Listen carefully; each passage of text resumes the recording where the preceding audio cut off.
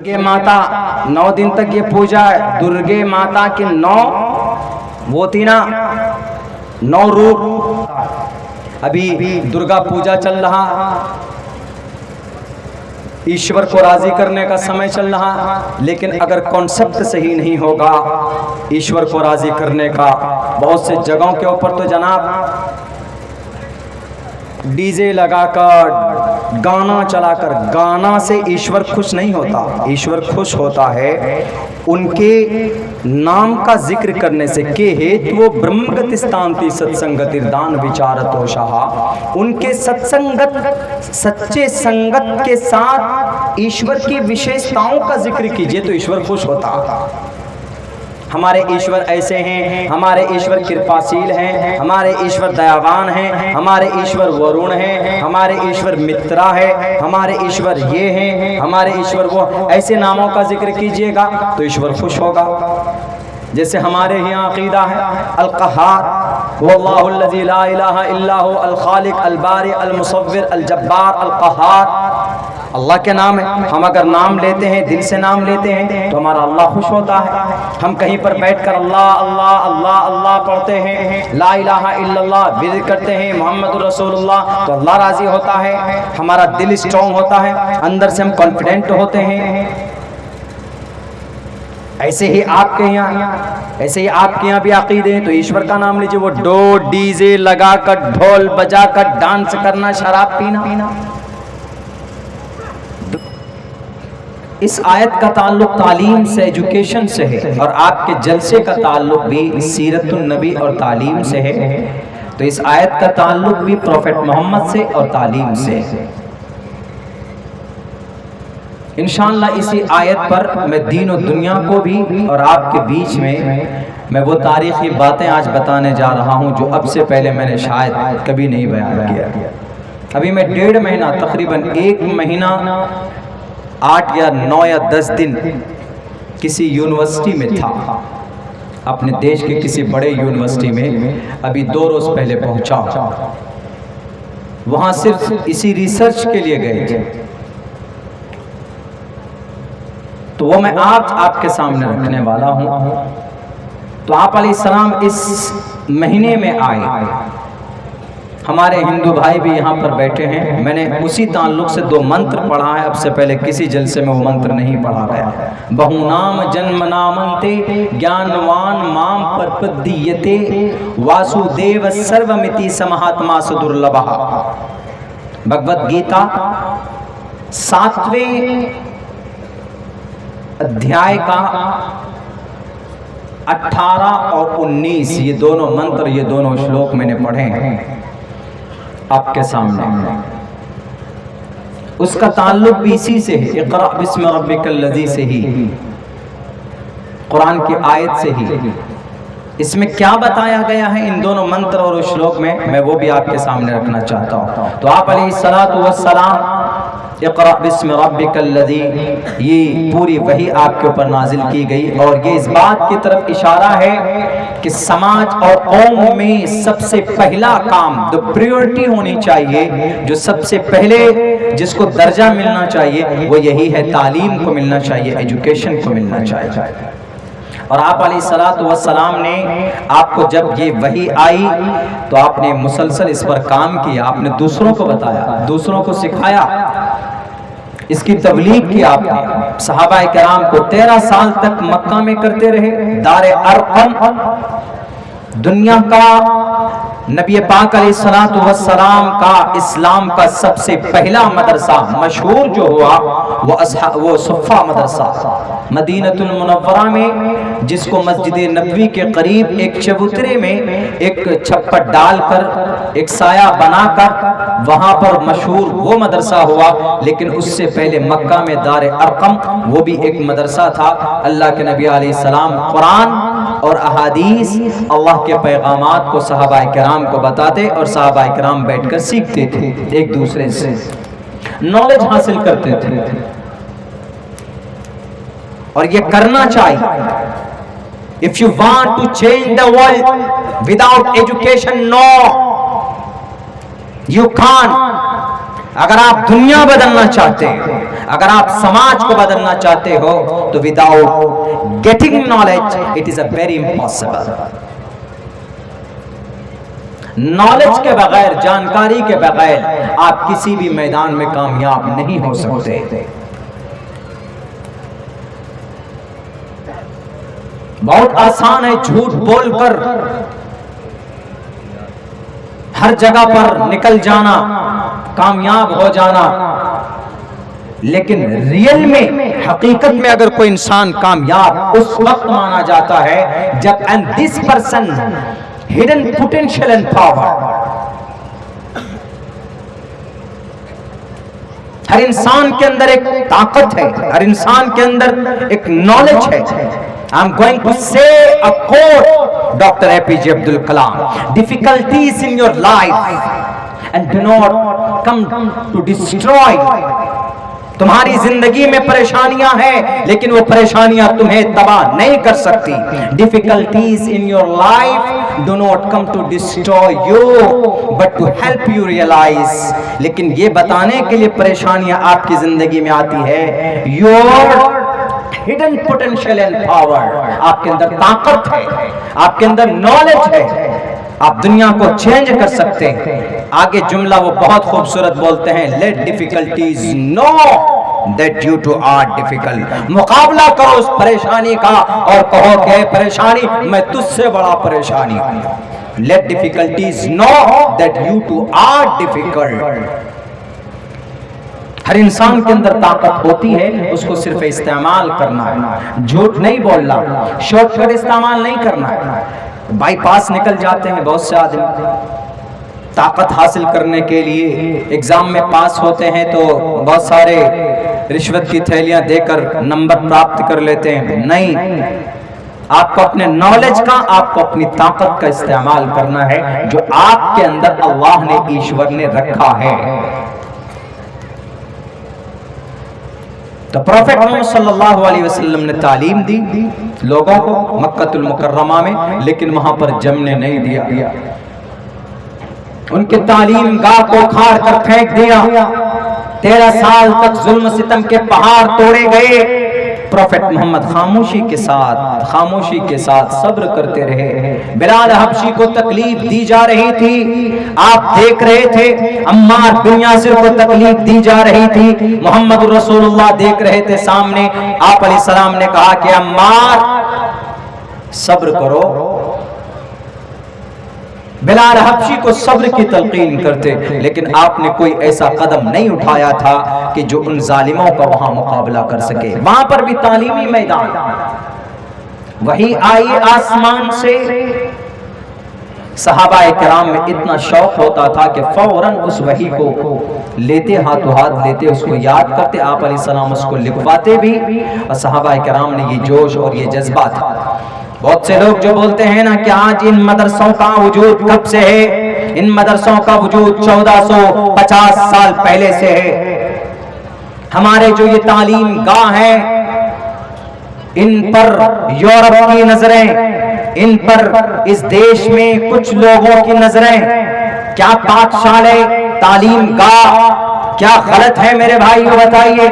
मैं इस वक्त अहम पद्धति, अहम पढ़ती, अहम पढ़त दिशा, मम नाम अब्दुल्लाह, मम गुरुह जो की हाट। संस्कृत के वर्ड है, अल्फाज हैं। जब पाठशाला है, यूनिवर्सिटी है, तब मैंने सीखा है बोलना।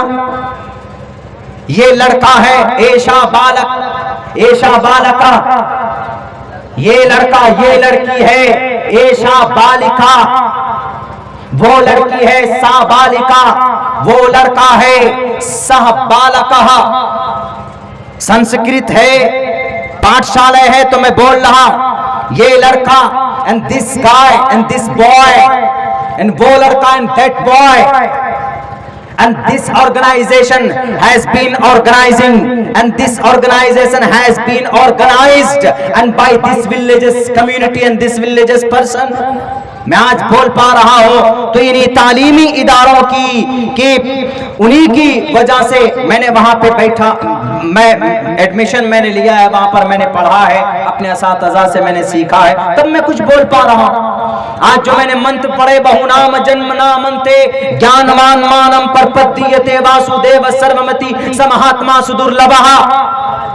I will explain in Hindi language. I am nothing, मैं कुछ नहीं हूं, but I learn. My teacher is taught me. मेरे उस्तादों ने मुझे पढ़ाया, मुझे समझाया। इन्हीं पाठशाले में बैठकर आपका बच्चा पढ़ता है, आपका बच्चा विद्वान बनता है, आपका बच्चा लॉयर बनता है, आपका बच्चा एसपीडीएस भी बनता। इन तालीमी इदारों को टारगेट मत करो, इन्हें फूलने और फलने दो। ये तालीमी इदारे हैं इस धरती के ऊपर, तो इंसानों को इंसानियत का रिश्ता मालूम। अगर ये तालीमी इदारे, एजुकेशनल डिपार्टमेंट बंद हो गए, खत्म हो गए, तो जानवरों जैसी जिंदगी इंसान इस धरती के ऊपर गुजारने पर मजबूर होगा। और ऐसा बेशुमार आप चले जाइए, ऐसे ऐसे जजीरे अंडमान हैं इस धरती के ऊपर, इंसान जरूर है लेकिन इंसानियत को नहीं जानते। अगर बाहर से कोई वहां चला गया तो उसकी जान निकालकर उसकी बॉडी को खा जाते हैं। बोलो, तालीमी इदारे इस धरती के ऊपर एक रिश्ता ह्यूमैनिटी बनाने के लिए रखा गया है। यहाँ पर होता क्या इन तालीमी इदारों में, इन मदरसों में, इन मकतब में, इन मदारिस में होता क्या है? आज वी बिलीव इन वन खुदा, we believe in one God, in one Lord, and I and am अहम। संस्कृत में मैं के लिए अहम बोला जाता है। मैं अहम वदती, अहम वदती, मैं बात करता हूं, मैं बात कर रहा हूं। अहम खदती, मैं खाता हूं। अहम पढ़ती, मैं पढ़ता हूं। है अहम मैं के लिए इस्तेमाल होता है। और एतत सबाहा, ये जलसा, एतत, ये सब सेंटेंसेस हैं, छोटे छोटे सेंटेंसेस हैं। वी बिलीव इन वन खुदा, हम इस्तेमाल करते हैं, हमारा अकीदा है इस बात पर, हमने पढ़ा। हम एक अल्लाह को मानते हैं, हमारे पास उसकी दलील है। कुल हुवल्लाहु अहद अल्लाहुस समद लम यलिद वलम यूलद। हम क़यामत पर विश्वास रखते हैं, हमारे पास दलील है। या अय्युहन्नासु तक़ू रब्बकुम इन्न ज़लज़लतस्साअति शैउन क़रीब। हम फरिश्तों को मानते हैं, हमारे पास उसकी दलील। कुल्लुन आमन बिल्लाहि व मलाइकतिही। हम हिसाब व किताब के दिन पर अकीदा रखते हैं, उसकी दलील हमारे पास मौजूद। इन्नल्लाह सरीउल हिसाब। हम जन्नत का अकीदा रखते हैं, उसकी दलील हमारे पास मौजूद है। वनहन नफ्सानिल हवा फ़इन्नल जन्नत हियल मअवा। और जहन्नम है, इसकी दलील भी हमारे पास मौजूद है। फी नारी जहन्नम खालिदीन फीहा अबदा। हम नमाज पढ़ते हैं, उसकी भी दलील हमारे पास मौजूद है। अकीमुस्सला, नमाज कायम करो। हम ज़कात देते हैं, उसकी भी दलील हमारे पास मौजूद है। वातुज़ ज़कात, ज़कात अदा करो, तू बेज़का। हम हज करने जाते हैं, इसकी भी दलील हमारे पास मौजूद है। वअतिम्मुल हज्ज वल उम्रत लिल्लाह। हज करने के लिए अल्लाह के रास्ते में निकलो। पैसा और दौलत अगर इतनी है, हम रोजा रखते हैं, उसकी भी दलील हमारे पास मौजूद है। या अय्युहल्लज़ीना आमनू कुतिबा अलैकुमुस सियाम कमा कुतिबा अलल्लज़ीना मिन क़ब्लिकुम। ये दलील है, हमें जानकारी है, हम पढ़ते हैं, पढ़ने से ज्ञान प्राप्त होता है। और पढ़ने की वजह से, तालीम की वजह से एक इंसान, एक अनपढ़ इंसान से उसका मकाम बुलंद हो जाता। पढ़िए, हमारा कुरान कहता है कुल हल यस्तविल लज़ीना यअलमून वल्लज़ीना ला यअलमून। ए दुनिया के इंसानों, याद होना चाहिए, तुम्हें पता होना चाहिए, कुल हल यस्तविल्लज़ीना, जरा बताओ कि जो पढ़ा लिखा है और जो अनपढ़ है, क्या दोनों के बीच में कोई मकाम और मर्तबा दोनों बराबर हो सकते? बिल्कुल नहीं हो सकते।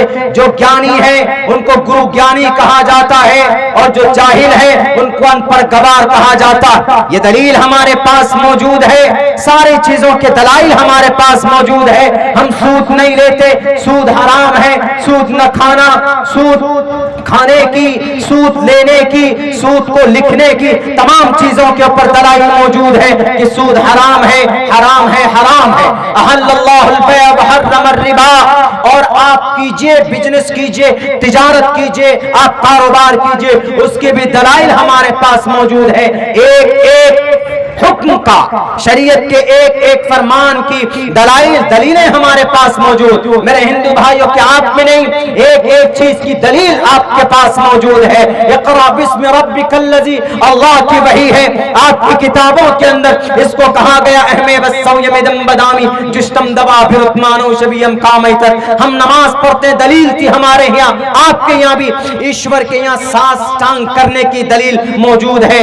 आपके यहाँ भी पूजा पाठ करने की दलाइल मौजूद है। आपके यहाँ भी ब्रह्मा सूत्र और गायत्री मंत्र पढ़ने के दलाइल मौजूद है। एक ईश्वर को मानने के दलाइल आपके यहाँ भी मौजूद है। हम तालीम को आम करने की बात करते हैं तो दलील हमारे पास है। इक़रा बिस्मि रब्बिकल्लज़ी खलक़। अल्लाह के नबी फरमाते हैं तलबुल इल्मि फरीज़तुन अला कुल्लि मुस्लिम।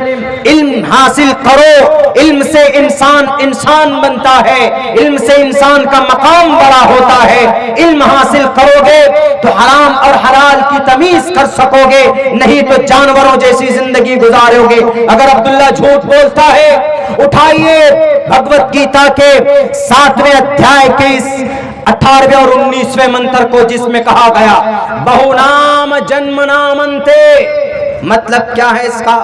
आखिर जमाने में, कई उम्र के बाद, कई जमाने के बाद, बहुनाम जन्म नामंते, कई जन्म के बाद। क्या? बहुनाम जन्म नामंते ज्ञानवान माम प्रपद्यते। ज्ञानवान माम, एक ऐसा शख्स पैदा होता है जिसको कुछ वो तत्व का ज्ञान हासिल करता है, उसको कुछ ज्ञान होता है, उसको कुछ जानकारी होती है। तो वासुदेव, और सुनो, वो ज्ञान उसकी नहीं है, बल्कि वो ज्ञान वासुदेव, मैं हूं। अगर कोई इंसान किसी चीज की ज्ञान हासिल करता है तो वो ज्ञान किसकी सिफत है? अगर कोई इंसान तालीम हासिल करता है तो तालीम किसकी सिफत है? एजुकेशन, तालीम, नॉलेज अल्लाह तबारक व तआला की।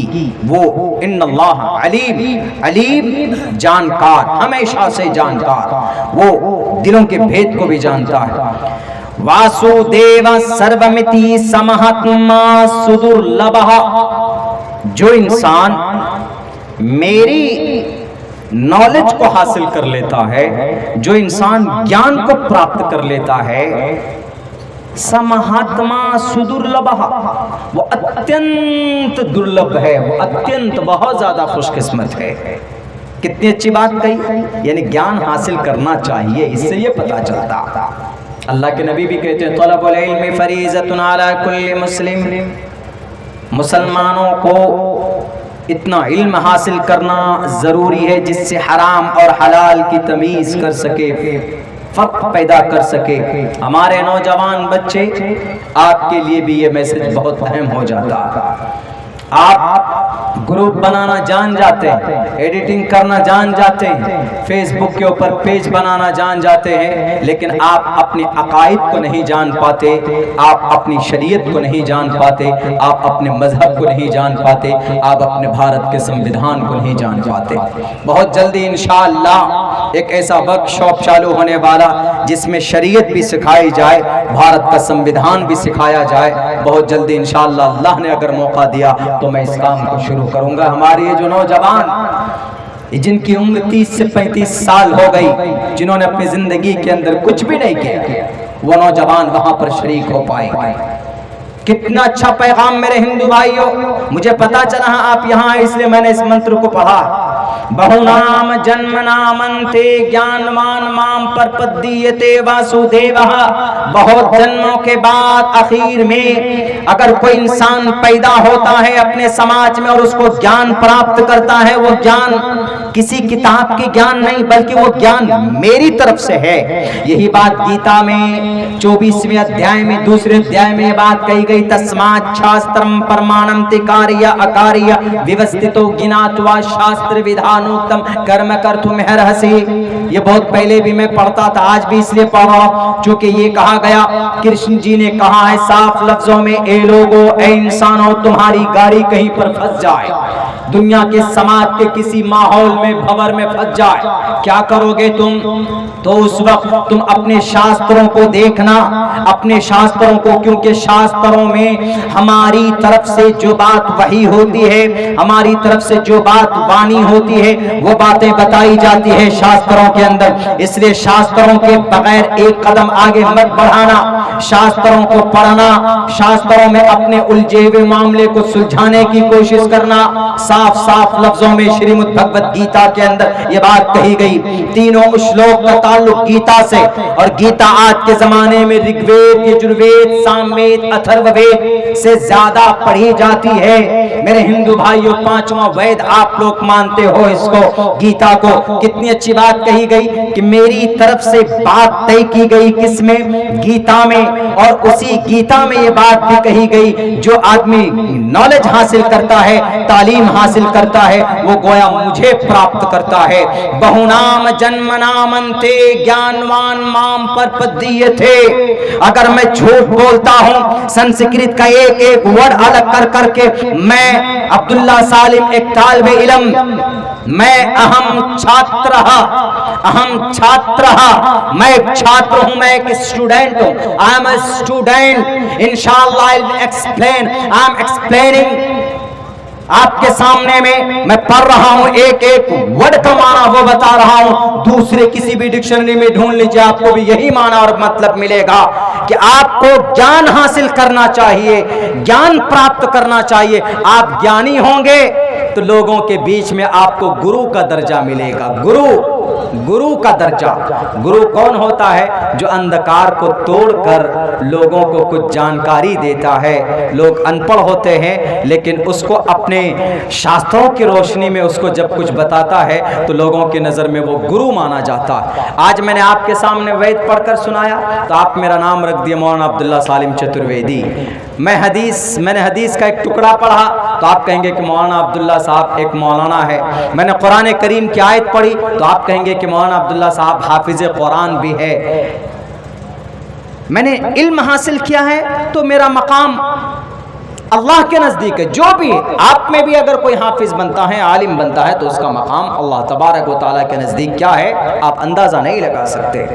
एजुकेशन की वजह से, नॉलेज की वजह से, इससे ये पता चलता है कि नॉलेज हासिल करना ये बहुत ज़रूरी है। और नॉलेज हासिल करने के लिए क्या चाहिए? सड़क के किनारे तो पढ़ नहीं सकते हम किताब को। मैं भी एक कोर्स कर रहा हूँ ऑनलाइन, तकरीबन 1.5 घंटे का है वो कोर्स। डेली 3 बजे से लेकर 4 साढ़े 4 तक होता है, 4:30 बजे तक होता है। तो ऑनलाइन सब कुछ बताते हैं वो, लेकिन उसके बावजूद भी मुझे किताब लेके बैठना पड़ता है, पेंसिल लेके बैठना पड़ता, हमको मार्क करना पड़ता है। आज भी आज तो शनिचर था, शनिचर और संडे बंद रहता है, बाकी हर दिन होता है, तो मुझे लेके बैठना पड़ता है। सलीम महोदय कह करके हमको बुलाते हैं कि अब्दुल्ला सलीम महोदय बदती पढ़िए, आप शुरू कीजिए, आप अब आपकी बारी। ये चीज है, पढ़ाई के लिए एक पाठशाला होना चाहिए, पढ़ाई के लिए एक जगह होनी चाहिए। तो उसी जगह को तकरीबन 1866 में हमारे इस देश के अंदर अंग्रेज़ के बाद जब अंग्रेज़ आए इस देश में, इस मुल्क में, तो अंग्रेज़ों ने जितने जितने भी मदरसे थे, पाठशाले थे, उनको मिसमार कर दिया, उनको तोड़ दिया था। तो उस वक्त जो हमारे उलमाए किराम थे, उस वक्त जैसे मौलाना कासिम नानोतवी, मौलाना अब्दुल रशीद गंगोही, मौलाना मोहम्मद अली जौहर, मौलाना हाफिज जामीन शहीद, उनसे पहले जो थे उलमाए किराम हाजी इमदादुल्लाह मुहाजिर मक्की, उनसे पहले जो थे मौलाना सैयद शाह इस्माइल शहीद, मौलाना सैयद अहमद शहीद रहमतुल्लाहि अलैह, उनसे पहले जो थे मौलाना शाह अब्दुल अजीज मुहद्दिस देहलवी, उनसे पहले जो थे जिन्होंने तालीम की बुनियाद डाली भारत की सरजमीन पर अंग्रेज के बाद, उस शख्स का नाम मौलाना शाह अब्दुल अजीज शाह वलीउल्लाह मुहद्दिस देहलवी रहमतुल्लाहि अलैह। और उन मदरसों की जो बुनियाद डाली गई, वो मदरसा आज तक चल रहे हैं। आज मदरसे की तहकीक और सर्वे करते हैं लोग कि इस मदरसे के अंदर क्या होता है।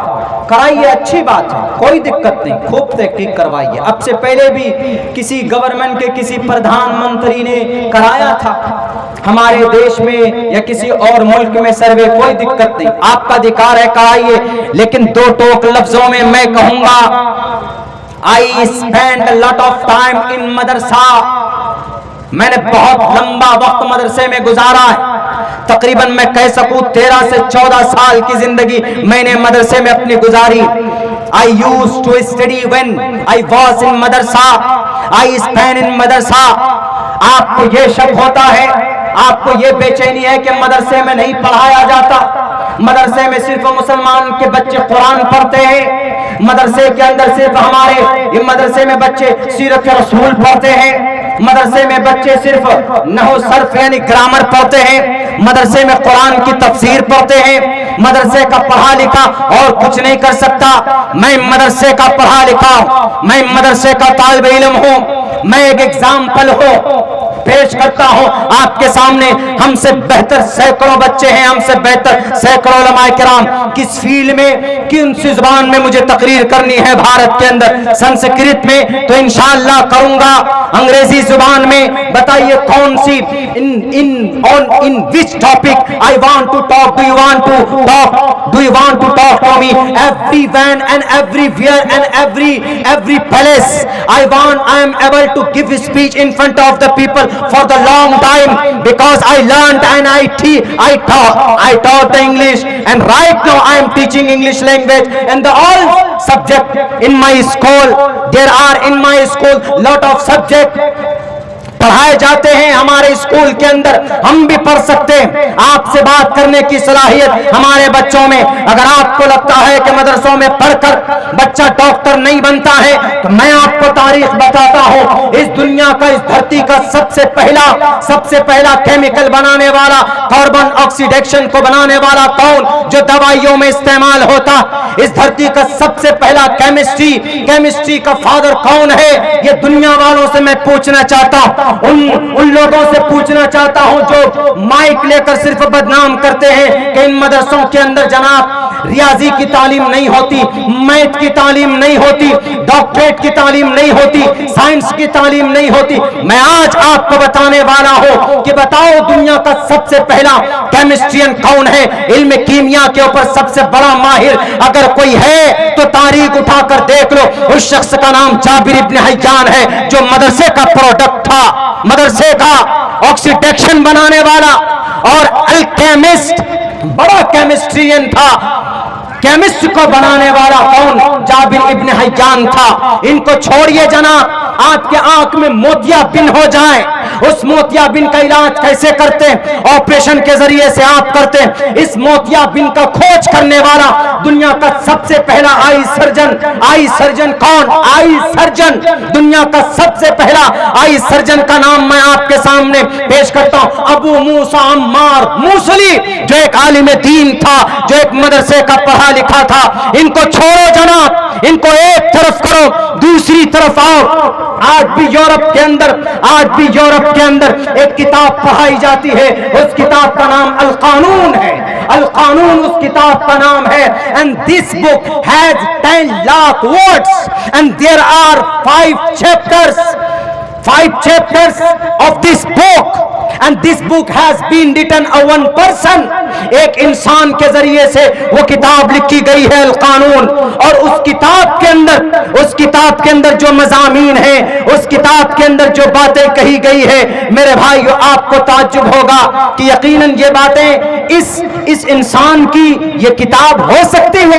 10 लाख वर्ड वाले अल्फाज वाली ये किताब अल कानून, जो आज भी यूरोप के अंदर पढ़ाई जाती, जो आज भी कैम्ब्रिज यूनिवर्सिटी में पढ़ाई जाती, जो आज भी ऑक्सफोर्ड यूनिवर्सिटी के अंदर पढ़ाई जाती, ये किताब। और आपको मैं बता दूं 15वीं ईस्वी में ये किताब फ्रेंच जुबान में, लातीनी जुबान में और जर्मन जुबान में 15 मरतबा शाये हुई थी। और 16वीं सदी में 20 मरतबा ये किताब शाये हुई थी। और इस किताब को दुनिया के तमाम लोगों ने पढ़ा था। आज भी ये किताब पढ़ी जा रही। इस किताब का नाम अल कानून। और इस किताब को लिखने वाला कौन? इस किताब को लिखने वाला इब्न सीना, एक आलिम दीन था। तारीख उठा करके देख लो, इनको एक तरफ करो, अबू बकर मोहम्मद बिन ज़करिया अर-राज़ी, इनकी तारीख उठाकर देख लो। सबसे पहले चेचक के ऊपर तहकीक किसने की? पथरी के ऊपर। गोल्ड ब्लैडर में पथरी हो जाए, स्टोन हो जाए, तो इसके ऊपर तहकीक किसकी है? पूछो दुनिया वालों से, पूछो डॉक्टरों से, पूछो एमडी डॉक्टर से, पूछो एमबीबीएस से कि जरा बताओ कि चेचक जो इतनी बड़ी मुहलिक बीमारी है, इस बीमारी पर खोज किसने किया? जरा बताओ दवाई में जो अल्कोहल डालते हैं, उस अल्कोहल का मूजिद कौन है? उस अल्कोहल को किसने पैदा किया? यही नहीं जनाब, ये तो कुछ नहीं, ये एक तरफ रखिए। जब उस शख्स का अभी 1923 में अ प्रोग्राम वाज हेल्ड, एक प्रोग्राम इन लंदन के अंदर एक तिब्बी इजलास, तिब्बी कांग्रेस इजलास, एक प्रोग्राम मुनाकिद होता 1923 में लंदन के अंदर। तो लंदन के अंदर डॉक्टर का इमाम किसको माना गया?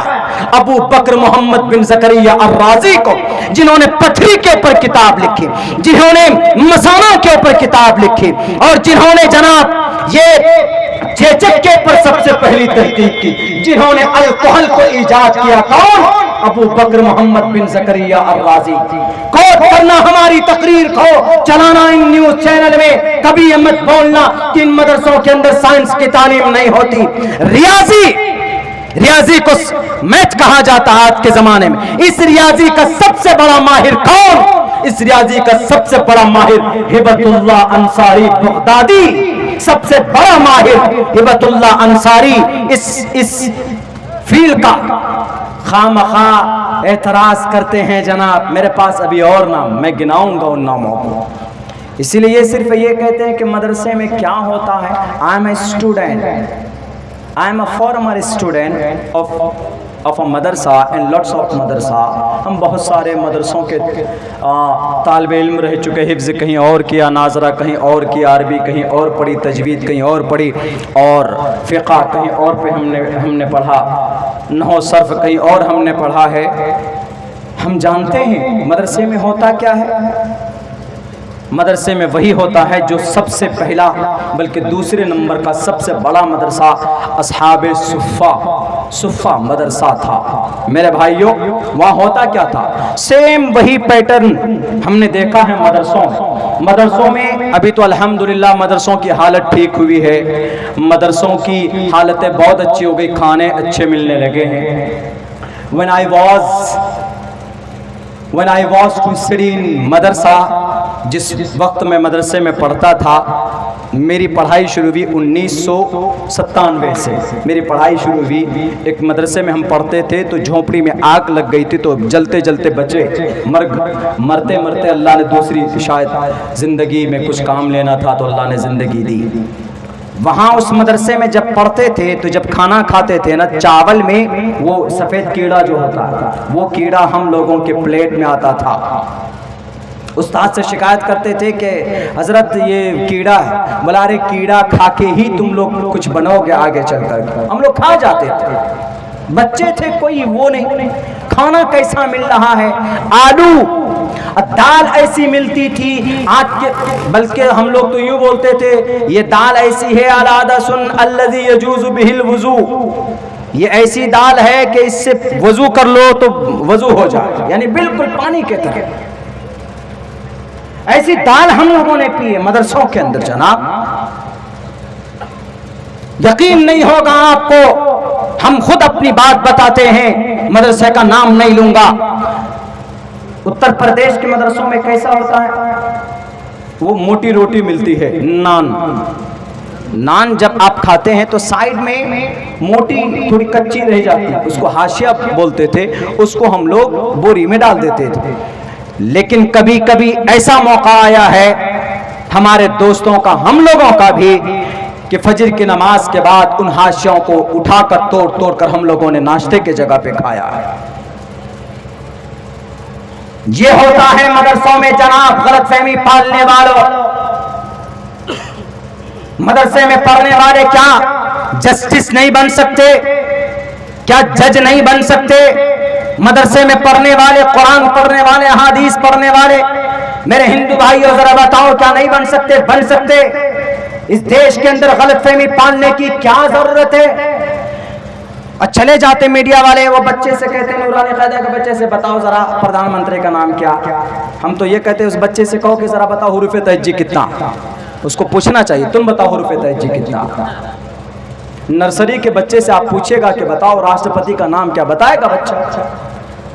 चले जाते हैं सिर्फ ये कहने के लिए कि देखिए यहाँ साइंस नहीं पढ़ाया जाता, यहाँ मैथ नहीं पढ़ाया जाता। साइंस, मैथ, ज्योग्राफी, फलसफा, बायोलॉजी, ये सारी चीजें इस्लाम कुरान से निकाला गया है भाई। अभी मैं और बताऊंगा, 2-3 नाम मैंने और छुपा के अभी रखे हैं, वो मैं आपको बताऊंगा। मदरसे के प्रोडक्ट थे, ताज्जुब करेंगे आप, उनकी महानता मैंने आपके सामने भी बयान नहीं की। अभी सिर्फ 2 ही 3 इंसानों का नाम हमने बताया आपके सामने। वो किताब हमने नहीं लिखी। हार्वर्ड यूनिवर्सिटी आप उठाइए, वहां का एक प्रोफेसर है जिसका नाम स्टीफन ब्रेडली, उन्होंने एक किताब लिखी, the first scientist and optics मिला जुला है, चश्मा आंख के ताल्लुक से, इल्म बसरियात, आंख का डॉक्टर इस किताब को पढ़कर आंख का डॉक्टर बनता। उस किताब को लिखने वाला इब्न हैसम, कौन? एक बड़ा आलिम दीन, जानने वाला अपनी शरीयत को।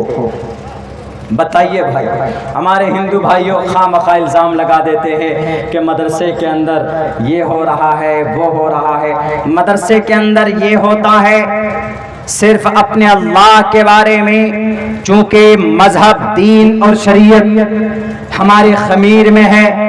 मोहब्बत अपनी मजहब से, अपनी शरीयत से, अपने मुल्क से हमारी खमीर में है।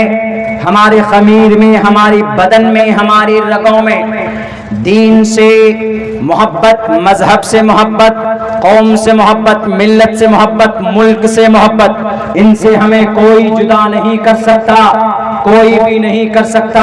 हमारे मदरसों को तोड़ दीजिए। अल्हम्दुलिल्लाह चबूतरा पे बैठकर, जैसे हजरत अबू हुरैरा सुफ़ा, ऐसे ही एक चबूतरा था, उस पर कुछ टहनियां खजूर की डाल दी गई थी ताकि उसमें साया रहे। सहाबाए किराम बैठते थे और तालीम हासिल करते थे। अल्लाह के नबी अलैहिस्सलातु वस्सलाम वहां पर बैठते, जो वही आती, जो अहकामात आते, जो अल्लाह का पैगाम आता, सहाबाए किराम फौरन उसको हाथों हाथ लेते और फिर दूसरों को सिखाते, दूसरी जगह चले जाते। वो सबसे पहला मदरसा था, वहां कोई बिरयानी नहीं मिलती थी, वहां पर जनाब कोई मटन नहीं मिलते थे, वहां पर कोई मछली नहीं मिलती थी, बल्कि वहां पर बैठकर हजरत अबू हुरैरा रज़ी अल्लाह ताला अन्हु फरमाते हैं, कभी कभी 2-2, 3-3 दिन बीत जाते थे, हम फाका करते थे, पेट में कभी पत्थर बांधना होता था, बेहोशी की हालत आ जाती थी, सड़क के किनारे पड़ जाते थे। लोग पागल दीवाना कहते थे कि अबू हुरैरा पागल हो गया। कभी कभी एक एक दो दो खजूर में हम लोग अपनी जिंदगी बसर करते थे। वो सुफ़ा के तालिबे इल्म कौन? अबू हुरैरा थे, हजरत अबू जर थे, हजरत हस्सान थे और कई सहाबाए किराम थे। अल्लामा इमाम नौवी ने ये उनकी तादाद ये लिखी कि ज्यादा से ज्यादा तकरीबन ये तादाद 400 तक भी पहुंच जाती थी। यानी सहाबाए किराम की, उन तालिबे इल्म की जो कुरान को पढ़ना, जो अहादीस को सीखते थे। कभी कभी ऐसा होता सहाबी बाहर चले जाते, दूसरे जो वहां मौजूद होते वो उनको गैर हाजिर रहने वाले सहाबाए किराम को उनको सिखाते थे और कोई दूसरी चीज वहां पर नहीं सिखाई जाती थी। सेम वही चीज हमारे आज मदारिस के अंदर पढ़ाए जाते। अगर आपको लगता है कि इन मदरसों में पर्टिकुलर इंजीनियर नहीं बनाया जाता, हाँ नहीं बनाया जाता, हम मानते हैं इस बात को, एतराफ करते हैं इस बात को। हम सिर्फ वहां पर कुरान पढ़ाने के लिए एक निसाब मुतय्यन किया गया है 1866 के बाद हमारे इस भारत के अंदर। चूंकि अंग्रेज ने हमारे मजहबी इदारों को 10,000 मदरसों को तोड़ दिया था, तो उलमाए किराम ने देखा कि कुरान की बका के लिए, अल्लाह की वहदानियत की बका के लिए, शरीयत की बका के लिए, इस्लाम की बका के लिए मदरसों का होना जरूरी है। मदरसा नहीं होगा तो उलमा नहीं होंगे, उलमा नहीं होंगे तो मस्जिद में इमाम कहां से हमें आएगा, मुअज्जिन साहब हमें कहां से मिलेंगे, फतवे बताने वाले हजरात मुफ्तियान किराम कहां से आएंगे। और ये चीज जरूरी, मेरे हिंदू भाई, जरूरी, अगर जरूरी नहीं है तो आप पढ़िए श्रीमद् भगवत गीता के उस श्लोक को जिसमें कहा गया उदारा सर्व एवेते ज्ञानी तात्मेव मैततम। उदारा सर्व एवेते ज्ञानी तात्मेव मैमतम आस्थितः सही युक्त आत्मा मामे मामुत्तमाम गतिम।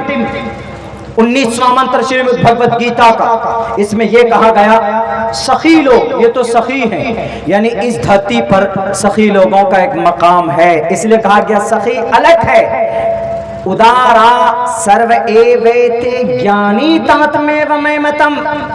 लेकिन जो लोग ज्ञानी हैं, जो लोग तत्वा का ज्ञान हासिल करते हैं, तत्वा का मतलब रूह, ईश्वर की सिफत, उनकी विशेषताएं, उनकी नॉलेज हासिल करते हैं, उनके लिए कहा गया उदारा सर्व एवैते ज्ञानी तात्मेव मैततम आस्थिता सही युक्तात्मा मामेवानुत्तमम। और सुन लो दुनिया वालों, जिसको तत्वा का इल्म हासिल हो गया इस धरती में, वो मुझको सबसे ज्यादा प्यारा है, वो सबसे ज्यादा मैं उसको चाहता हूं। यानी इस धरती के ऊपर जो ज्ञानी होगा वो ईश्वर का उतना करीब भी होगा। ये मैं नहीं कह रहा हूं, ये श्रीमद् भगवत गीता 7वें अध्याय का 19वां मंत्र कह रहा है। 18-19 मंत्र इसीलिए मैंने आपके सामने पढ़ा, चूंकि ज्ञान के ताल्लुक से है, पाठशाले के ताल्लुक से है, मदरसों के ताल्लुक से। मदरसों पर खामखा उंगली कर देते, खामखा एतराज करते हैं कि मदरसों के अंदर अगर किसी मदरसे की किसी मोहतमिम का कोई रिकॉर्ड, अगर किसी मदरसे के किसी उस्ताद ने अगर कोई गलत कदम उठाया तो संविधान के हिसाब से उनको सजा दिया जाए, उनको सजा दी जाए। अगर उसने जुर्म किया है तो फांसी के फंदे तक कानूनी एतबार से उनको लटका दीजिए, कोई एतराज नहीं है। लेकिन मदरसा बजाते खुद कमा हक हो, मदरसा इस धरती के ऊपर अमन के लिए है, इस धरती के ऊपर वहदानियत की मार्फत के लिए है, इस धरती पर प्रोफेट मोहम्मद रसूलुल्लाह की जिंदगी को समझाने के लिए। और याद रखो मेरे मुस्लिम भाइयों, इस वक्त के कुछ फिरका हैं जो जालिम हैं, जो फिरका परस्त हैं, जो डराना चाहते हैं आपको, इस देश के सेक्युलर इंसानों को। आप डरिएगा नहीं, आपका मदरसा कानून के नजर में कोई मुजरिम नहीं, आपका मदरसा कानून के नजर में आप मदरसा बनाते हैं वो इल्लीगल नहीं है। मैंने आपसे पहले भी कई जलसों के अंदर इसका व्याख्या किया, आज भी करता हूं, चूंकि मदरसे के ताल्लुक से, तालीम के ताल्लुक से, all minorities whether based on religion shall have the right to establish and administer educational institutions on their choice। Bharat के संविधान का आर्टिकल नंबर 30 मैंने पढ़ा। इसका मतलब यह है अगर मुसलमान इस धरती पर अगर अरबी जुबान का मदरसा कायम करना चाहे तो shall have the right to establish का मतलब बुनियाद डालना। shall have the right उनको अधिकार है, उनको परमिशन है। shall have the right to establish on their choice वो अपनी मर्जी से भारत के अंदर संविधानिक एतबार से, कानूनी एतबार से वो मदरसा बना सकते हैं। उनको किसी से डरने की जरूरत नहीं। हाँ, मदरसे के अंदर कुरान की तालीम हो, मदरसे के अंदर शरीयत की तालीम हो। अगर कोई इल्लीगल काम होता है तो फिर उसकी परमिशन नहीं। लेकिन मेरी नॉलेज में, मेरी अपनी पूरी जिंदगी के अंदर मैं इस बात को बबांगे दुहल कह सकता हूं कि भारत के किसी भी कोने के अंदर किसी भी मदरसे का गलत इस्तेमाल करने के लिए बुनियाद नहीं डाली गई। मदरसे की बुनियाद डाली जाती बच्चों की तालीम के लिए, मस्जिद की बुनियाद डाली जाती ईश्वर के सामने अपने माथा टेकने के लिए, दूसरा कोई और मकसद नहीं होता। बैन करना है तो उन तंजीमों के ऊपर बैन लगाइए जो इस देश के अंदर नफरतें फैलाते, जो इस देश के अंदर दुश्मनी की बात करते, उनके ऊपर बैन लगाइए। आप उनके ऊपर आप कानूनी कार्रवाई कीजिए। खुदा के वास्ते मीडिया को भेजकर हमारे मदरसों के जिम्मेदारान को डेमोरलाइज मत कीजिए, इनको डेमोरलाइज मत कीजिए। मेरे नौजवानों, मेरे उलमा तबका के लोगों, आपको डरने की जरूरत नहीं। Don't be demoralise. It's your fundamental right to establish your choice according to your choice, because the permission has given Indian Constitution. All minorities whether based on religion shall have the right to establish। आपको अधिकार देता है भारत का संविधान।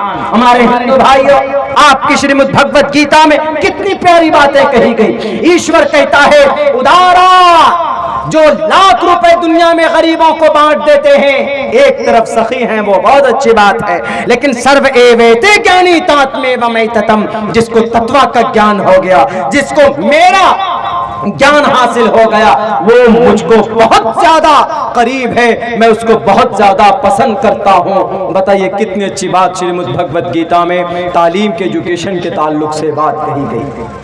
हम अपने बच्चों को तालीम दिलाएं, अपने बच्चों को हाफिज बनाएं, हाफिज के साथ साथ में मॉडर्न एजुकेशन भी अपने बच्चों को दें।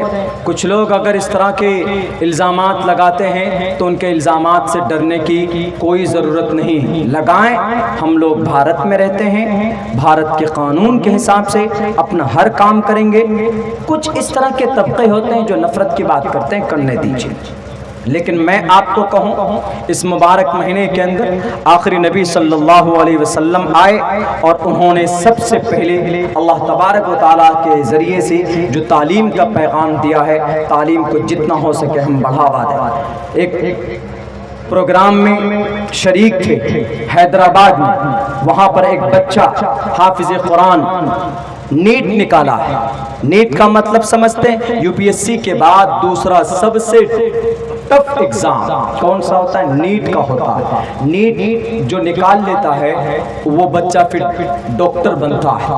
और प्राइवेट से वैसे अगर डॉक्टरी कीजिए, आप एमबीबीएस बनिए, एमडी डॉक्टर बनिए, तो 1 करोड़ रुपए से भी अधिक पैसा खर्चा होगा। लेकिन अगर आपने मेहनत करके नीट निकाल लिया तो आपको बहुत सस्ते में आप डॉक्टर्स बन जाते हैं। वहाँ पता 3 बच्चे को सम्मान किया गया। जमा सर हैं हैदराबाद में, मोटिवेशनल स्पीकर हैं और बहुत अच्छे अखलाक के मालिक हैं। उन्होंने मंच पे बुलाया, वहाँ पे हम भी उस मजमे में शामिल थे, बुलाया। और पता है उस ताज्जुब जब हुआ कि हाफिज़े कुरान है, 720 नंबर का एक एग्ज़ाम होता है ये नीट का, 720 नंबर का। तो उस हाफिज़े कुरान ने 680 नंबर लाया, 680 नंबर हाफिज़े कुरान। उनमें से दूसरा भी तीसरा भी, वो भी हाफिज़े कुरान। हाफिज़े कुरान इसका मतलब है डॉक्टर बन सकता है। हाफिज़े कुरान आलिम दीन डॉक्टर्स बन सकता है, इंजीनियर बन सकता है। MBBS MD डॉक्टर्स बन सकता, UPSC निकाल सकता, लेकिन उस जुनून की ज़रूरत है, उस मेहनत की ज़रूरत है। इसलिए हमने कहा था आपके सामने भी, अभी हमने जो पढ़ा था वो, कि आपकी ज़िंदगी में पैसों की दिक्कतें आएंगी।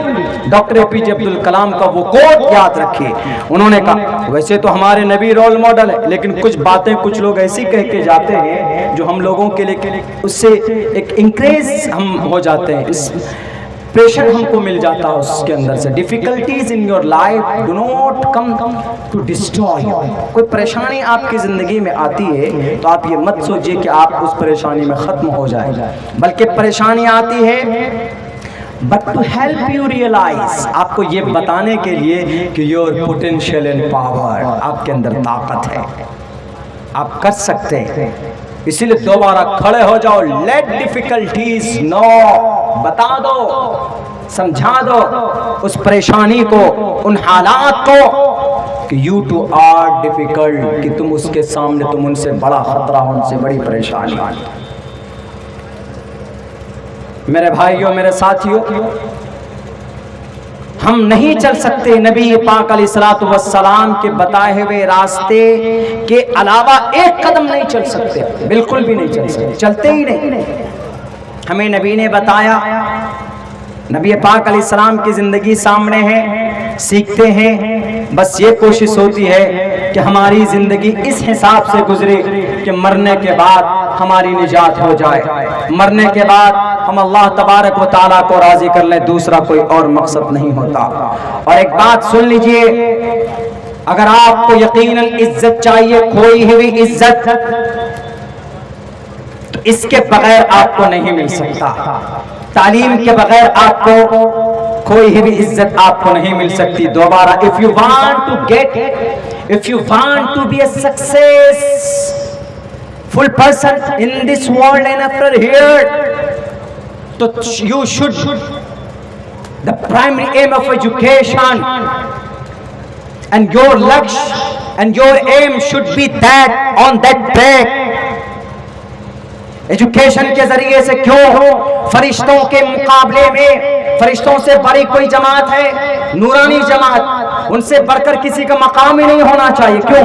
नूर से Allah created the angels, Allah created the फरिश्ता, नूर से पैदा किया, लेकिन नूर से पैदा करने के बावजूद भी उनको अल्लाह ने दुनिया का बेहतरीन मखलूक नहीं बनाया। बेहतरीन मखलूक अगर किसी को बनाया है, हजारों मखलूकात में सबसे बेस्ट कोई मखलूक है तो वो इंसान। क्यों? वअल्लम आदम अल-अस्माअ कुल्लहा सुम्मा अरज़हुम अलल मलाइका फ़क़ाल अंबिऊनी बिअस्माइ हाउलाइ इन कुंतुम सादिक़ीन। हज़रत आदम अलैहिस्सलातु वस्सलाम को जब बनाया जाता है, बनाने के बाद फरिश्तों को कहा जाता है सजदा करो, सब करते हैं, शैतान नहीं करता, मरदूद बन जाता है, वो रांदे दरगाह कर दिया जाता है रब्बे करीम से बगावत की वजह से। लेकिन पता है शैतान फरिश्तों को हुक्म क्यों दिया था? क्योंकि फरिश्तों के सामने अल्लाह का ऑर्डर था, वअल्लम आदम अल-अस्माअ, और आदम अलैहिस्सलाम उस वक्त doctor, engineer, scientist, mathematician, MBBS, MD और सब कुछ थे। इसलिए कि वअल्लम आदम अल-अस्माअ कुल्लहा। आज अगर कोई आदमी साउंड बनाता, कोई आदमी गाड़ी बनाता, वो ये ना सोचे कि मैंने BMW कार को इजाद किया, मैंने ये चीज आविष्कार की, इसलिए मैं I am a gentleman, I am intelligent person, मैं बहुत बड़ा पढ़ा लिखा पढ़ाकू बन गया, मैं बहुत बड़ा वैज्ञानिक बन गया। ये वो वैज्ञानिक नहीं बना, बल्कि उनके दादा, परदादा, लकड़दादा, सकरदादा कौन? The every man and woman and every man has been created by Allah subhanahu wa ta'ala। अल्लाह तबारक व ताला के जरिए पैदा किया गया अल्लाह के हुक्म से। लेकिन अल्लाह ने किन के वास्ते से पैदा किया, किन को वसीला बनाया? हजरत आदम अलैहिस्सलातु वस्सलाम को बनाया। अंग्रेज हो, चाहे वो मर्सिडीज गाड़ी बनाने वाला हो, चाहे वो विमान बनाने वाला हो, चाहे वो हवाई जहाज बनाने वाला हो, चाहे वो रॉकेट बनाने वाला वाला हो, चाहे वो स्पेस में चलने के लिए, चाहे वो सैटेलाइट बनाने वाला हो, इन तमाम चीजों की जानकारी हजरत आदम अलैहिस्सलाम को अल्लाह तबारक व तआला ने उनको तकरीबन 10,000 साल पहले पैदा करते वक्त उनको दे दिया था। आपने देखा होगा अगर कोई अच्छा गाना गाता है तो आप क्या कहते हैं, इस बच्चे को जो आवाज मिली है इसकी नाना की आवाज अच्छी थी इसलिए इसको मिली। आवाज तो नाना की अच्छी थी ना, बच्चे की आवाज क्यों अच्छी हो गई? आप ये कहते हैं विरासत में मिली है, ट्रांसफर हो करके। बोलते हैं कि भाई इसका दादा बहादुर था, पहलवान था, तो ये बच्चा भी पहलवान बना। कुछ चीजें ट्रांसफर होती है ना, नाती पोता, इन सब में।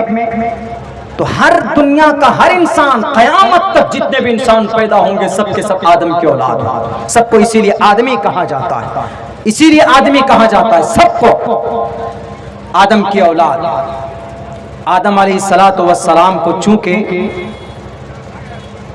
ज्ञान दे दिया था सब चीज़ों का, तभी इसीलिए क़यामत तक जितने भी चीज़ों का नई नई आविष्कार होते रहेंगे, पैदा होता रहेगा सब कुछ, ये टोटल की टोटल हज़रत आदम अलैहिस्सलातु वस्सलाम के ही सदक़े में सबको चलता रहेगा, उनके बच्चों को। और अल्लाह तबारक व तआला ने कुरान करीम के अंदर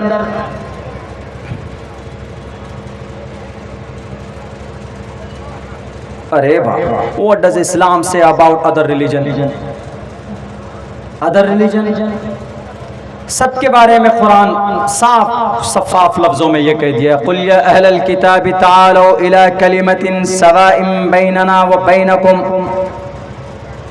कितने भी धर्म है इस धरती में, हिंदू है, क्रिश्चियन है, जैन है, बौद्ध है, सिख है, बहुत सारे धर्म। सिख कब बना? 650 साल पहले वैदिक धर्म से निकले। सिख धर्म का बानी कौन? गुरु नानक। सिख धर्म के बानी गुरु नानक। उसके बाद उनसे पहले 2600-2700 साल पहले जैन धर्म, बौद्ध धर्म निकले। जैन धर्म का बानी कौन? महावीर जैन। बौद्ध धर्म का बानी कौन? बौद्ध बुद्धिस्ट जिसको बोलते हैं, उसका नाम गौतम बुद्ध। सिद्धार्थ। हमारे हिंदू धर्म के ताल्लुक से तो बहुत सी जगहों के ऊपर एक्सप्लेन हमने किया। क्रिश्चियन, आप जानते हैं ईसा अलैहिस्सलाम को अपना सब कुछ मानते हैं। क्रिश्चियन में भी 3 फिरके हैं, कैथोलिक, ऑर्थोडॉक्स, सुल्तानिया फिरका। अलग अलग तरीके से हजरत ईसा को कोई अल्लाह का बेटा मानता है, मरियम को अल्लाह की नौज़ बिल्लाह मिन ज़ालिक उनकी अहलिया, और कुछ अलग तरीके से कॉन्सेप्ट रखते हैं। इन तीनों का एक रूह और एक कॉन्सेप्ट है यहूदियों का, जिन्हें हम जुडाइज्म कहते हैं, जो इस वक्त की सबसे बड़ी और मजबूत ताकत, सबसे बड़ी और मजबूत कवी कौम मानी जाती है आज की तारीख में। दुनिया की नजरों में वो यहूदी हैं, यहूदी जिन्हें जुडाइज्म कहा जाता, जो हजरत मूसा को मानते हैं। हजरत मूसा, हजरत ईसा, ये अहले किताब हजरत ईसा को जानते हैं, इंजील, हजरत मूसा को तौरात। इन दोनों की किताबें मखलूत हो गई, बदल दी गई, उन्हीं को आज बाइबल कहा जाता है। जो पैगाम इस्लाम में है, ला इलाहा इल्लल्लाह, बुनियादी पैगाम ला इलाहा इल्लल्लाह, वही पैगाम किसमें है? वही पैगाम है यहूदी में, जुडाइज्म में, वही पैगाम क्रिश्चियनिटीज में है। बल्कि यूं कहिए कि वही पैगाम हमारे सनातन धर्मी भाइयों में भी है। ब्रह्मानंद मनादि विश्व कुर्दजम सत्यम परम शाश्वतम विद्या यस्य सनातनी, विद्या यस्य सनातनी, सनातनी की सनातन धर्म की ज्ञान को प्राप्त करो। ब्रह्मानंद मनादि विश्व कुर्दजम, जो पूरी दुनिया के अंदर ब्राह्मण भाइयों ने जो धर्म का विश्लेषण किया है, परम सत्यम परम शाश्वतम, सत्यम परम ब्रह्मानंद मनादि, सत्यम परम शाश्वतम विद्या यस्य सनातनी। इस धरती के ऊपर जो उन्होंने धर्म के बारे में बताया है, उसको हासिल करने की कोशिश करो। और हम ये कहते हैं कि जो कलीमा हमारा है वही कलीमा हमारे हिंदू भाइयों का सेम मतलब और मीनिंग भी बताता।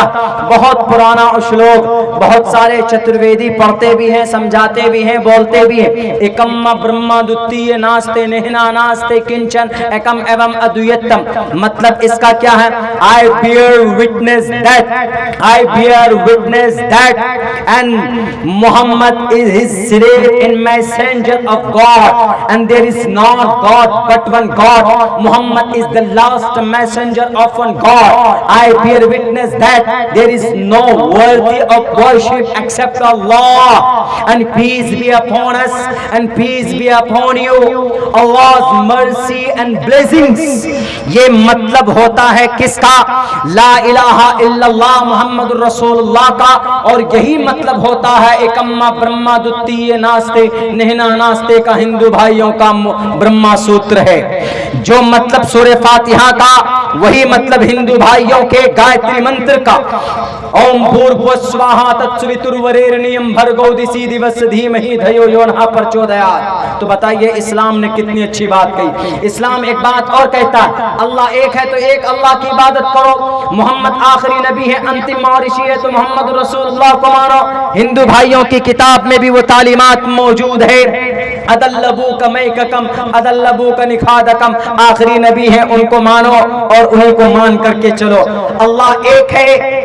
उअबुदू रब्बकुम ला ताबुदू मिन दूनिल्लाह, अल्लाह के अलावा किसी और की इबादत ना करो। फस्सयते भक्तिदान से शियामा, परमात्मा के अलावा किसी और के सामने अपने माथा को टेकने की कोशिश मत करो। परमात्मा के करीब होना चाहते हो, परमात्मा के करीब होना चाहते हो तो सुनो के हेत्वो ब्रह्मगतिस्तांति सत्संगति दान विचार तोषः। परमात्मा के विशेषताओं का जिक्र करो, परमात्मा के अच्छाइयों का जिक्र करोगे तो परमात्मा तुमको करीब करेगा। जैसे हम कुरान में बोलते हैं, जैसे हम इस्लाम के प्लेटफॉर्म से बोलते हैं, वज़क्किर फ़इन्न ज़िक्रा तनफ़उल मुमिनीन, के मुसलमानों अल्लाह का जिक्र करो। अल्लाह के जिक्र से तुम्हारी जुबान हमेशा, तुम्हारी जुबान तर रहनी चाहिए। वज़क्किर फ़इन्न ज़िक्रा तनफ़उल मुमिनीन, तुमको जिक्र करना मुसलमानों को नफा पहुंचाता। जो जितना जिक्र करेगा। एक आदमी ने सवाल किया, हम अल्लाह से बात करना चाहते हैं, हाउ इज इट पॉसिबल, ये कैसे मुमकिन हो सकता, हम अल्लाह के करीब होना चाहते। किसी ने कहा, किसी आलिम दीन ने उनसे कहा कि अल्लाह के करीब होना चाहते हो, अल्लाह से बात करना चाहते हो तो you have to recite the holy Quran, you will have to recitation of the holy, recite the holy Quran. Quran करीम की तिलावत करो। जब बंदा कुरान पढ़ता है तो गोया वो अल्लाह तबारक व तआला से बात करता। श्री कृष्ण जी ने भी ये बात कही कि जब तुमको ईश्वर के करीब होना है, ईश्वर से प्यार करना है, मोहब्बत करना है तो ईश्वर के ज्ञान को प्राप्त कर लो। उदारा सर्व एवैते ज्ञानी तात्मेव मैततम आस्तितः सही युक्त आत्मा मामेवानुत्तमाम गतिम। पढ़ो उसको, ईश्वर को हासिल करो, उनके नॉलेज को, उनकी दिया हुआ जो संविधान और जो कानून है उस दुनिया में पढ़ोगे तो करीब होगे। तो इस्लाम, भाई साहब ने लिखा, what does Islam say about other religion. दुनिया के तमाम रिलीजन के बारे में इस्लाम बुरा गुमान नहीं करता। इस्लाम तो ये कहता है कि इस धरती के ऊपर सबका मजहब, सबकी शरीयत कहीं न कहीं किसी न किसी दर्जे में वहीं पर जाकर मिल जाता है। कुछ लोगों ने इसको मिटा दिया। जैसे मिसाल के तौर पर आज हमारे मदरसे में बुलडोजर चलाए जाते हैं, मदरसे बंद हो गए, मदरसे में ताले लग गए। मिसाल के तौर पर आपके बेगूसराय डिस्ट्रिक्ट में एक भी मदरसा नहीं, आपके बच्चे बाहर नहीं जाते पढ़ने के लिए। बताइए कोई भी मसला पेश आता है, मौलाना वज़ू में कितना फ़र्ज़ है, मौलाना गुस्ल में कितना फ़र्ज़ है, तो मौलाना के पास जाते हो बता देते हैं भाई इतना इतना फ़र्ज़ है। मौलाना हम नमाज में सूरह फातिहा भूल गए पढ़ना, सूरह फातिहा की जगह हमने कोई सूरत पढ़ ली, सजदा सहू नहीं किया हमने, तो नमाज होगी कि नहीं होगी। तो आपको इमाम साहब बता देते हैं कि भाई अगर तुमने सूरह फातिहा नहीं पढ़ी, कोई और दूसरी सूरत पढ़ ली लेकिन तुमने सजदा सहू भी नहीं किया तो तुम्हारी नमाज नहीं हुई, दोबारा तुम नमाज पढ़ो। उलमा हैं, मुफ्ती साहब हैं, मौलाना साहब हैं, तो आपको मसला बताएंगे। रबीउल अव्वल के महीने में हमारे नबी आए, कौन बताते हैं? उलमा बताते हैं। क्यों आए? इंसानों को सीधा रास्ता दिखाने के लिए इस धरती के ऊपर आए प्रॉफेट मोहम्मद सल्लल्लाहु अलैहि वसल्लम send down to the earth to teach the people then what is right and what is wrong, lead us, बताने के लिए आपको इस धरती पर आए। कौन बताते हैं? उलमा बताते हैं, ये लोग आपको बताते हैं। लेकिन अगर मान के चलिए 15 साल 20 साल तक मदरसा खत्म, आपके बच्चे आलिम बनना बंद हो जाएंगे। आप लोग तो पढ़े लिखे होंगे, जो जानकार होंगे वो तो अमल कर लेंगे, लेकिन आपकी जो नस्ल होगी उनको बताने वाला कोई नहीं होगा, वो अपना अकीदा भूल जाएगा। आपके आने वाली तीसरी नस्ल 50 साल के बाद अगर उस शरीयत का जनाजा ना निकल जाए, मैं दो टोक लफ्जों में कहूंगा, भारत के अंदर हमारे हिंदू भाइयों के साथ यही हुआ। उनकी शरीयतें पढ़िए, कुरेद कुरेद कर सारी चीजें जो हम लोग जिस पर अमल करते हैं किसी न किसी दर्जे में हिंदू भाइयों की किताबों में मौजूद। पर्दे के ऊपर बड़ा वावेला हुआ था, हमने पर्दे को श्लोक से साबित किया था, और पर्दा होना चाहिए। हमारे हिंदू माताएं बहनें करती, शादी के मौके पर घूंघट लेती, घूंघट कुरान करीम में साफ लफ्जों में युद्दनीना अलैहिन्ना मिन जलाबीबिहिन्ना, कुरान में है अधे पश्यस्य मोपरी संतनाम पादको हर माते कौशल्पको। नारी के ऊपर है, एक मैं भूल रहा हूं, इतने सारे श्लोक आ जाते जहन में नहीं रहता। नारी के ऊपर है, जिस घर में नारी की इज्जत होती है उस घर के अंदर ईश्वर वास करते हैं, किसी न किसी दर्जे में है। हमारे यहाँ पर्दा, वहां पर घूंघट। हमारे में हज में जाते हैं तो सफेद कपड़े पहनते हैं। हमारे हिंदू भाई तीर्थ यात्रा में जाते हैं तो देखिए गेरुए रंग के कपड़े पहनते हैं। हमारे यहाँ हज में जाते हैं तो सर मुंडवाते हैं, हलक कराते। हमारे हिंदू भाई भी देखिए जब वो जाते हैं तीर्थ यात्रा में जाते हैं, या फिर वो कहीं किसी जगह पर गंगा स्नान में जाते हैं, या वो बोल बम लेकर के जाते हैं, तो देखिए वो भी चप्पल पहने हुए होते हैं, मामूली कपड़े पहने हुए होते हैं। बहुत सारे भाई सर मुंडवाए होते हैं, वो गंगा जल लाते हैं। हमारे इस्लाम में क्या है? हमारे इस्लाम में आबे जमजम कहीं ना कहीं बिगड़ी हुई शक्ल मौजूद है कि नहीं? बताने वाला, मार्गदर्शन कराने वाला। मैं बहुत ज्यादा ओपन नहीं बोल रहा हूं क्योंकि बहुत सारी नजरें टिक गई है, पकड़ पकड़ कर अंदर करे जा रहे हैं लोगों को, किसी को इस जुर्म में, किसी को उस जुर्म में। मैं भी ये टिमटिमा रहा हूं, न मालूम ऊपर वाला कब तक बुलवाए हमसे, वरना मैं अगर चाहूं तो भारत के अंदर नहीं पूरी दुनिया के अंदर इस्लाम की ट्रूथ है, इस्लाम की सच्चाई है। Islam is the best religion. ये इनकलाबी मजहब है, एक आलमी मजहब है। ये सिर्फ एक तबके के लिए नहीं, ये सिर्फ एक इलाके के लिए नहीं, ये दुनिया का सबसे पाक और पवित्रीन मजहब है। और इसके अहकामात दुनिया की और किताबों के अंदर बिखरी पड़ी, लोग कुरेद कुरेद कर निकाल कर फेंक रहे हैं। पुरानी जो शास्त्र हैं, इस्लाम के सारे अहकामात मिलेंगे, बाइबल में मिलेगा, मता में मिलेगा, मरकस में मिलेगा आपको। लूका, यूहन्ना, बरनयास जो किताब है बैंडेड है, बरनयास क्रिश्चियनों की, उस किताब को इसलिए बैन किया गया, उसमें इस्लाम के बहुत सारे अहकामात मौजूद थे। आप देखिए वहां पर मौजूद है इस्लाम के अहकामात। वरना मक्कतुल मुकर्रमा का जो अब्रहा आया था उसको एक शक्ल दे दी गई, दूसरी तरफ शक्ल दी गई है उसको। हमारे यहाँ एक बहुत वाकया हमारे हिंदू भाइयों में श्री रामचंद्र जी को लेकर रामायण का वाकया माना जाता है, हनुमान का और उसका राक्षस रावण का, सीता अम्मा का माना जाता है। वो बिगड़ी हुई शक्ल काबतुल्लाह के अब्रहा का, होली की शक्ल दी गई हजरत इब्राहिम अलैहिस्सलाम की। मैं बस इतना कहूंगा खुदा के वास्ते, आप मानिए अपने अपने अकीदे के एतबार से, लेकिन नफरत की बात मत कीजिए।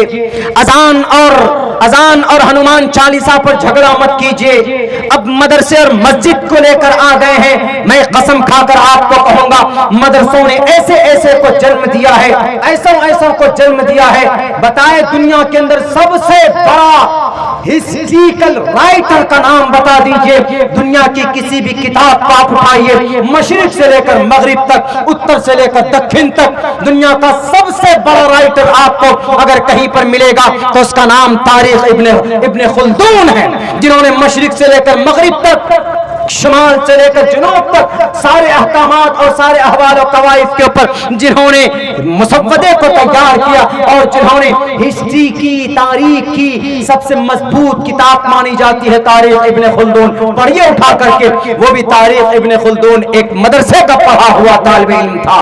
उठाइए इमाम गज़्ज़ाली की तारीख, उठाइए इब्ने बाज के बारे में आता है, इब्ने बाजा, फाराबी, पूरी दुनिया के फलसफे का गॉड कहा जाता है, किनको? फाराबी को कहा जाता है। कौन है? कुरान पढ़ने वाले थे, अहादीस पढ़ने वाले थे, बुखारी, दाऊद, अबू दाऊद, इब्ने माजा, तिर्मिजी शरीफ पढ़ने वाले थे। जनाब आपको याद होगा, अभी से नहीं मेरे भाइयों, ईमान वाले भाइयों, दुश्मन बहुत पहले से इस मौके, इस फुर्सत में है कि इस्लाम को टारगेट करो। इस भाई का सवाल है कि इस्लाम दूसरों के बारे में क्या कहता है। खुदा की कसम, इस्लाम दूसरे के बारे में ये कहता है कि अगर तुम्हारे घर के करीब में कोई पड़ोसी हो, इस्लाम ये कहता है अगर वो पड़ोसी भूखा है तो सुन लो, ला यदखुलुल जन्नत मन ला यअमनु जारुहु बवाइक़हु।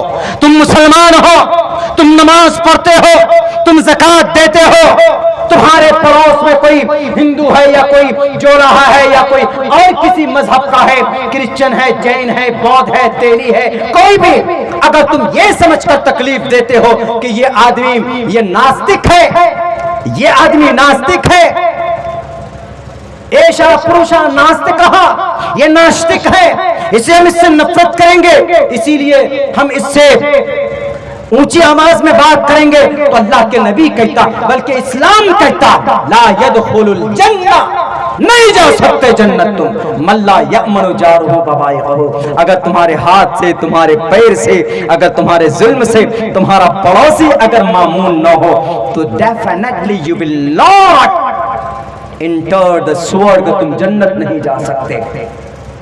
अगर तुम्हारे करीब में कोई पड़ोसी भूखा है या पड़ोसी अगर तुम्हारे जुल्म से उसमें है, अल मुस्लिमु मन सलिमल मुस्लिमून मिन लिसानिही व यदिही, सच्चा मुसलमान वो है, कामिल मुसलमान वो है जिसके हाथ से, जिसके पैर से, जिसकी जुबान से किसी को तकलीफ न पहुंचे, सच्चा मुसलमान वो है। इस्लाम दूसरों के बारे में ये कहता है भाई साहब, a Muslim does not harm to other person to fellow Muslim, a complete Muslim. अगर आप किसी और को तकलीफ नहीं देते हैं तो आप सच्चा मुसलमान। इस्लाम दूसरे के बारे में ये कहता, इस्लाम कहता ला यदखुलुल जन्नत क़त्तात, चाय की दुकान पर बैठकर किसी मिंबर की बुराई करना या किसी हिंदू भाई की बुराई करना या किसी और की बुराई करना, याद रखो जन्नत के दरवाजे पर बैठकर रह जाओगे। ला यदखुलुल जन्नत क़त्तात, कभी भी आप जन्नत के दरवाजे पर, जन्नत के अंदर दाखिल नहीं हो सकते। इस्लाम दूसरों के बारे में ये कहता है, इस्लाम कभी भी किसी को तकलीफ नहीं देता, इस्लाम कभी भी किसी को ठेस नहीं पहुंचाता। उसी इस्लाम को सिखाने के लिए मदरसे बनाए गए। बहुत अच्छा प्यारी जिंदगी होती है मदरसे की, बहुत मेहनत के साथ हमारे उलमा पढ़ाते हैं और उन पर इल्ज़ाम हो जाता है कि मदरसे में पढ़ाने वाले लोग, इनका ताल्लुक़ फ़लाँ तंजीम से, फ़लाँ तंजीम से। मैं कसम खाकर कहता हूँ कि हमारे जो असातिज़ा हैं बेचारे, जो पढ़ाते हैं मदरसों में, हम जानते हैं इस बात को। अभी कोरोना की 2 साल की इस लंबे मुद्दत में कैसी ज़िंदगी उन्होंने गुजारी। बहुत सारे मदरसे में ताले लग गए। अगर उनका लिंक अल-कायदा से होता, उनका लिंक दाइश से होता तो लखपति करोड़पति होते। उनके बदन में जो कपड़ा है पूछ कर देख लो, 50 रुपए से ज्यादा मीटर का नहीं है वो कपड़ा। उनके घर की तहकीक करो, अगर वो चंदा करेंगे, लोगों के पास जाएंगे रसीद लेकर, तो उनको तनख्वाह मिलती है। हमारे बिहार के मदरसों के असातिज़ा को अगर वो चंदा करने नहीं जाएंगे, अगर वो लोगों के पास नहीं जाएंगे रसीद लेकर, तो मोहतमिम साहब भी यूं कह देते हैं कि मौलाना आपको कहां से दें। उनके घर के अंदर फाके होते हैं। आप ऐश के साथ मटन खाते हो, आप बिरयानियां खाते हो, आप बेहतरीन डिशेस खाते हो, आप स्वीट्स खाते हो, आप अच्छे कपड़े पहनते हो, आप लेनिन के कपड़े पहनते हैं, आप खादी के कपड़े पहनते हैं, लेकिन एक मदरसे के उस्ताद से जाकर पूछिए कि उनकी जिंदगी कैसी दिक्कत के साथ पूरा 1 महीना गुजरता है। 1 महीने में तनख्वाह मिलती है बेचारे को, तो मदरसे से लेकर घर तक जाते जाते उनको कर्ज बांटने में पूरी तनख्वाह उनकी खत्म हो जाती है। बहुत मुश्किल से, मेरे ख्याल से बिहार के मदरसों के अंदर, टोटल मदरसों के अंदर तकरीबन ज्यादा से ज्यादा 8,000 10,000। मैं अपनी बात बताऊं आपको, अपनी बात, एक अदना सा तालिब इल्म हूं। 10,000 में क्या होगा? 3-3, 4-4, 5-5 हजार रुपए तो बाइक में चलने में उनका पेट्रोल का खर्च चला जाता है। कैसे मेंटेन करते हैं वो? इनके अकाउंट देखिए, बहुत से उलमा के, बहुत से असातिज़ा के अकाउंट भी नहीं बने हैं जनाब। जनधन योजना का अकाउंट खाली पड़ा हुआ है, कुछ भी नहीं है उनमें। और आपको शक होता हमारे मदरसे के पढ़ाने वालों पर, डराते हैं, धमकाते। याद रखिए, एक बात बहुत अच्छी कही है, लखनऊ के एक बड़े आलिम दीन ने यह कहा कि गवर्नमेंट की कोई टीम पहुंचे, कोई बात नहीं, स्वागत है, प्यार से बैठाइए, कहिए कि देखिए सर यहां पर ये पढ़ाया जाता है, ये। लेकिन कोई अगर चैनल वाला आ जाए, तो बहरूपी आ जाए, यूट्यूबर आ जाए, या कोई नेशनल चैनल वाला हो, उसको परमिशन नहीं होनी चाहिए किसी भी दरसगाह में जाने की। उसको कहिए कि ऑफिस में आओ, ऑफिस में मोहतमिम से पूछो कि आपका टर्नओवर क्या है। अगर आपको कुछ बात करनी है तो उस मोहतमिम साहब से पूछिए या किसी जिम्मेदार से पूछिए। हमारे मदरसों के नर्सरी के बच्चों को, नूरानी कायदा के बच्चों के मुंह में जाकर माइक लगाएंगे तो वो तो बेचारा माइक देखकर डर जाएगा कि माइक है कि पता नहीं कौन सा तोप का वो नाल लगा दिया है मेरे मुंह में। खामखा डराते हैं, वो करते हैं। तो मेरे भाइयों, इस्लाम दूसरों के बारे में ये कहता है। अभी देखिए, कहीं पर पंजाब या किसी जगह पर मदरसे के करीब में एक बिल्डिंग गिरी, तो वहाँ पर गवर्नमेंट के पास, पुलिस के पास कुछ नहीं थे, तो वहाँ करीब में एक मदरसा था, टोटल बच्चों को भेजा और 1 घंटे के अंदर वहाँ पर उन्होंने रिफाही काम किए, जो मलबे को उठा करके लोगों को जो बचाने का काम किया। मदरसे के बच्चे कुछ नहीं, हमारे मदरसों के अंदर सिर्फ कुरान, सिर्फ अहादीस, सीरत रसूल की तालीम होती है जनाब, और इन मदरसों में कुछ नहीं होता। लेकिन इन मदरसों में पढ़ने के बाद जो बच्चा मदरसे में पढ़ लेता है, कठिनाइयाँ बर्दाश्त कर लेता है, उनको जो वो मकाम मिलता है अल्लाह की तरफ से, आप तसव्वुर नहीं कर सकते। अगर कोई हाफिज़ कुरान बनता है तो उसका अंदाज़ा, उसका रुतबा कल क़यामत में पता चलेगा। आज नहीं, जब मरेंगे, when we will die, when world will be finished, when world will be destroyed, पूरी दुनिया खत्म हो जाएगी, then तब आपको आपको रियलाइज होगा कि भाई वाकईतन इस जमीन के ऊपर पाक पवित्र जगह कोई, अगर वहां से कोई चीज, अगर कोई इंसान बना किसी मकाम मर्तबा, तो वो उलमाए किराम का, हुफ़ाज़ किराम का, जिन्होंने मदरसे में बैठकर कुरान की हदीस की तालीम हासिल की थी। आज खामखा इल्जाम लगा देते हैं। अबू मंसूर का नाम सुना आप लोगों ने? अबू मंसूर बिन अली, इनका नाम अबू मंसूर बिन अली ईरानी। आपको पता, अबू मंसूर एक दवाई है आज के डेट में ब्रांडेड, उस दवाई का नाम है ऑर्गेनिक इंडिया। आयुर्वेदिक दवाइयों के मजमूए को ऑर्गेनिक, इनऑर्गेनिक बोलते हैं। पता है इस दवाई का बानी कौन? इस दवाई की खोज किसने की? जो लोग इल्जाम पर, मदरसे पर इल्जाम लगाते हैं, उनसे जरा पूछे कि मोहतरम जरा बताओ कि ऑर्गेनिक दवाई को, इसका बानी कौन? इसका बानी अबू मंसूर बिन अली ईरानी। इनकी किताब का नाम किताबुल अदविया, 500 दवाइयों के नाम इन्होंने लिखे अपनी किताब में, और इन्हीं की इस्तलाह है ये ऑर्गेनिक इंडिया। आज एयरपोर्ट में जाएंगे, किसी बड़े शॉपिंग मॉल में जाएंगे, तब मिलेगी। एक शीशी 800, 900, 500 रुपए की आती आयुर्वेदिक की दवाई। आयुर्वेदिक की दवाई की खोज करने वाला सबसे बड़ा डॉक्टर, उसका नाम अबू मंसूर बिन अली ईरानी। इनका नाम कोई नहीं लेते। ये भी कहां कौन थे ये जनाब? ये किसी कॉलेज से नहीं पढ़े थे, ये किसी यूनिवर्सिटी से नहीं पढ़े थे।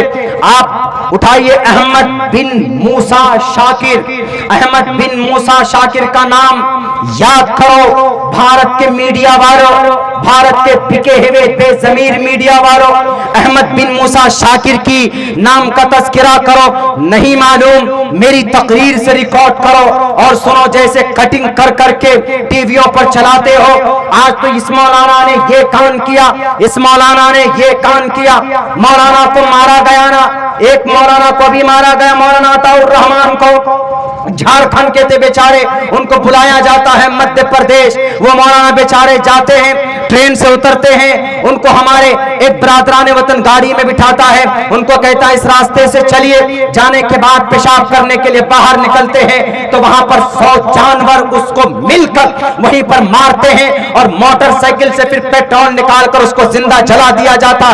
2 दिन पहले ये काम हुआ, 2 दिन पहले ये घटना हुआ। इन मीडिया वालों की जमीर मर गया इनका, इनकी ताकत कहां गई और इनकी हया कहां गई कि भारत के एक आलिम दीन का, भारत के एक इंसान का, एक आलिम का, एक महापुरुष को जलाकर मार दिया जाता। आपको तकलीफ थी तो आप एक थप्पड़ मार देते, आपको ज्यादा तकलीफ थी तो आप उनके एक हाथ को तोड़ देते, लेकिन आपने उनको पेट्रोल डालकर जिंदा जला दिया।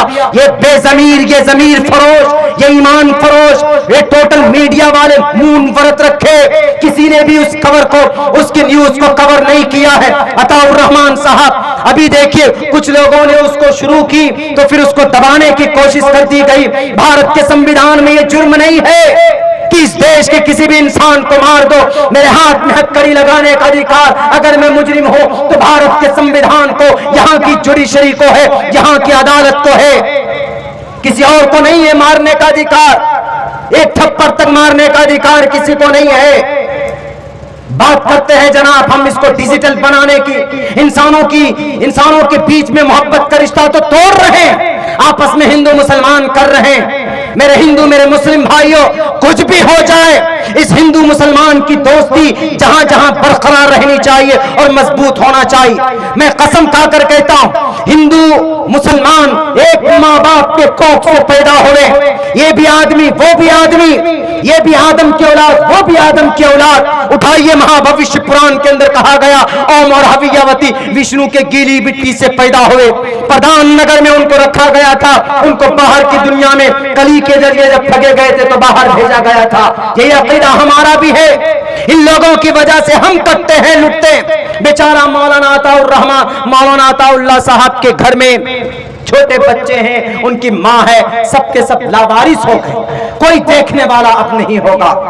पता नहीं क्या समझ कर ये काम करते हैं जनाब, समझ से बाहर की बात। अबू मंसूर बिन अली ऑर्गेनिक दवाई का फाउंडर,